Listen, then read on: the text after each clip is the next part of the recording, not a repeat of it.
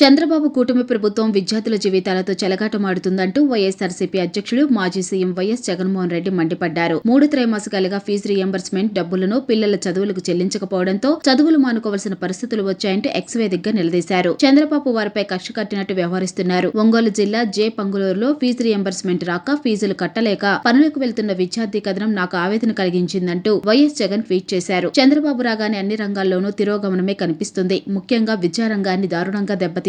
అమ్మ ఒడిని, ఇంగ్లీష్ మీడియాన్ని, 3వ తరగతి నుంచి టోఫెల్, 3వ తరగతి నుంచి సబ్జెక్ట్ టీచర్లు, సిబిఎస్ఈ నుంచి ఐబీ దాకా ప్రయాణం, 8వ తరగతి పిల్లలకు ట్యాబ్లు, బైజూస్ కంటెంట్, నాడు నేడు ఇలా అన్నింటినీ రద్దు చేసి 1 నుంచి 12వ తరగతి విద్యార్థులను, వారి తల్లులను దెబ్బతీశారు. Vasathi Deevena, Vidya Deevena నిలిపివేసి degree, engineering, doctor చదువులు చదువుతున్నారని తీవ్రంగా ఇబ్బంది పెడుతున్నారు. వైఎస్ జగన్ ఆగ్రహం వ్యక్తం చేశారు. వైఎస్ఆర్సీపీ హయాంలో ప్రతి త్రైమాసికం పూర్తిగానే తల్లుల ఖాతాల్లో జమ చేసేవాళ్లం. ఇలా గత విద్యా సంవత్సరం డిసెంబర్ త్రైమాసికం వరకు 12,609 కోట్లు ఒక్క విద్యా దీవెనకే ఖర్చు చేశాం. తలరాతలను మార్చేది చదువులు మాత్రమేనని గట్టిగా నమ్ముతూ వైఎస్ఆర్సీపీ హయాంలో మొత్తం ఈ 2 పథకాలకే 18,000 కోట్ల వరకు ఖర్చు చేశామని వైఎస్ జగన్ వివరించారు. ఇక ఎన్నికల కోడ్ కారణంగా జనవరి, మార్చి త్రైమాసికానికి ఏప్రిల్లో వెరిఫికేషన్ చేసి మే నెలలో ఇవ్వాల్సిన ఫీజు డబ్బులు ఇవ్వనీయకుండా ఇదే కూటమి పార్టీలు ఈసీకి ఫిర్యాదు చేశారు. పోనీ ఎన్నికలైన తర్వాత వీళ్ళు జూన్లో అయినా ఇచ్చారా అంటే అది లేదు. అప్పటి నుంచి ఒక్క పైసా కూడా చెల్లించలేదు. ఏప్రిల్లో ఇవ్వాల్సిన వసతి దీవెన పరిస్థితి కూడా అంతే. తర్వాత ఏప్రిల్, జూన్ తర్వాత జూలై, సెప్టెంబర్ త్రైమాసికాలకు సంబంధించి ఫీజుల చెల్లింపులో